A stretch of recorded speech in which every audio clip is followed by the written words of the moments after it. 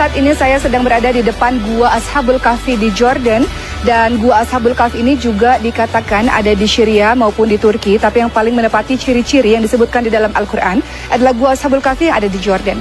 Kisah mengenai Ashabul Kahfi bermula dari 7 orang pemuda yang sangat mencintai Allah dan beriman kepada Allah Subhanahu wa Ta'ala. Lalu ada seorang raja yang kejam yang meminta pemuda tersebut agar meninggalkan agama Allah dan menuju ke agama sang raja. 7 pemuda ini pun tidak mau mengikuti apa yang diucapkan oleh sang raja. Mereka kemudian lari dan berlindung ke dalam sebuah gua. Di tempat inilah mereka tertidur selama 309 tahun. Di dalamnya Allah membalik-balikkan badan mereka sehingga Allah menjaga tubuh mereka. Dan kemudian ketika mereka bangun, mereka mengatakan dan saling bertanya satu sama lain, sudah berapa lamakah kita tidur di tempat ini? Salah seorang mengatakan mungkin setengah hari, kawan lain mengatakan mungkin 1 hari penuh.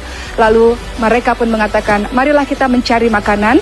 Dan kalau salah satu dari kita mencari makanan, cari makanan yang halal, cari makanan yang baik, dan jangan beritahu pada penduduk bahwa kita bertempat tinggal di sini karena khawatir mereka akan membunuh kita. Salah seorang itu pun pada akhirnya pergi menuju keluar dari Gua Ashabul Kahfi ini dan membawa uang. Dan orang-orang bertanya, uang apakah ini? Karena uang ini sudah tidak laku lagi di zaman sekarang.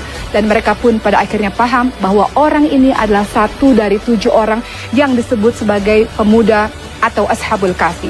Berita ini sampailah ke telinga sang raja dan raja pun mengatakan, marilah datang ke tempat ini, ke istana ini, dan saya akan memberikan kalian tempat tinggal yang baik, tempat tinggal yang indah.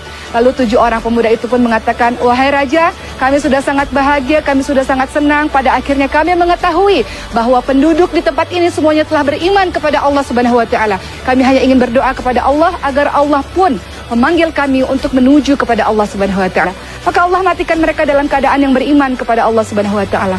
Pembelajaran dari Ashabul Kahfi sangat luar biasa teman-teman sekalian, membuat kita memahami bahwa apapun yang terjadi, ujian-ujian yang Allah berikan adalah Allah hanya ingin pembuktian dari kita, betul tidak kita beriman pada Allah Subhanahu wa Ta'ala atau hanya berdusta saja. Dan di belakang saya dibangunlah sebuah masjid pada pemerintahan Jordan di tahun 2006 untuk setiap orang mengambil pembelajaran dari kisah Ashabul Kahfi atau 7 pemuda yang tertidur selama 309 tahun di dalam ini.